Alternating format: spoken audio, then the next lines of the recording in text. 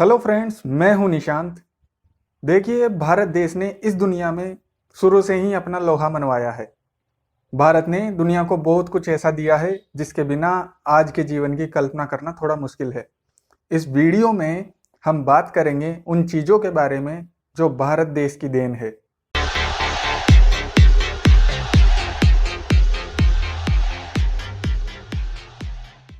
तो चलिए शुरू करते हैं बिल्कुल जीरो से।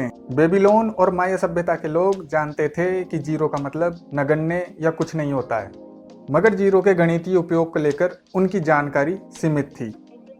फिर भारत के आर्यभट्ट ने आज के शून्य की व्याख्या करी और उसका गणितीय इस्तेमाल भी समझाया।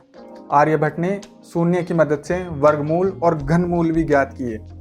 जब हम बात करते हैं प्राचीन इतिहास की, तो सभी दस्तावेज हमें संस्कृत भाषा में ही मिलते हैं। संस्कृत पिछले 7000 सालों से इस्तेमाल होती आ रही है। प्राचीन भारत के बड़े लेखकों जैसे वेदव्यास, कालिदास, कौटिल्य, वाल्मीकि आदि की भाषा भी संस्कृत भाषा ही रही है। हमारे ग्रंथ जैसे रामायण, महाभारत और हमारे वेद सभी संस्कृत भाषा में लिखित है। आप संस्कृत भाषा की विशालता का पता इस बात से लगा सकते हैं कि संस्कृत भाषा में पानी शब्द के 70 से ज़्यादा पर्यायवाची उपलब्ध है। हमारे देश की राष्ट्रीय प्रतीक पंक्ति सत्यमेव जयते भी संस्कृत भाषा से ही ली गई है।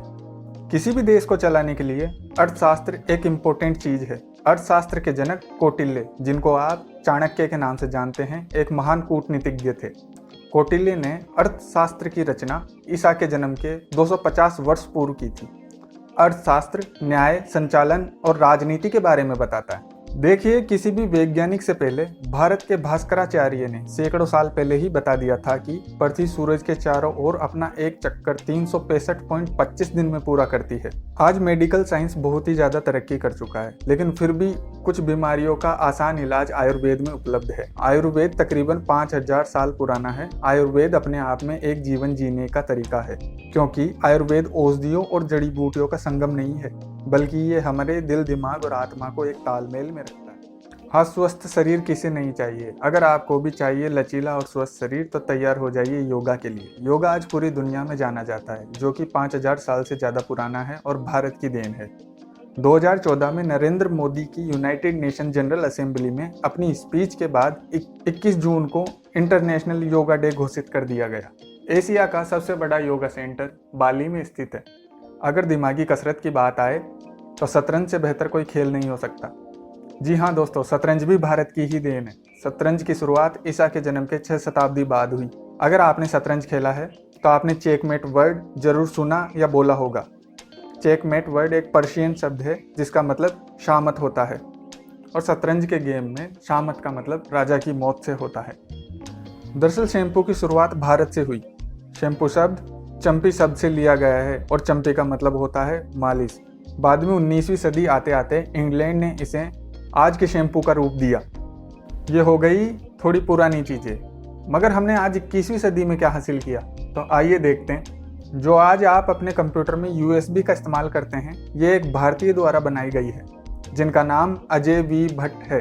अजय वी भट्ट को USB के अलावा PCI express platform power management के लिए भी जाना जाता है।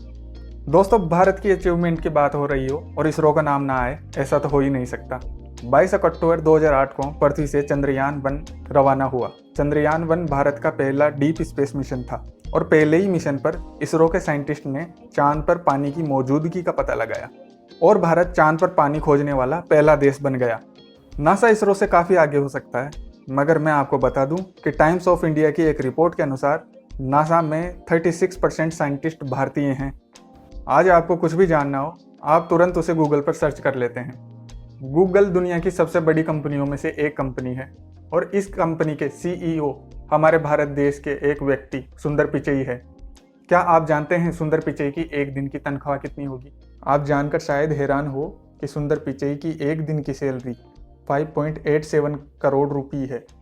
अगर आपको ये वीडियो पसंद आया तो नीचे दिए गए रेड बटन को दबाकर सब्सक्राइब कीजिए हमारे चैनल को, साथ ही दबाइए बेल आइकन को भी।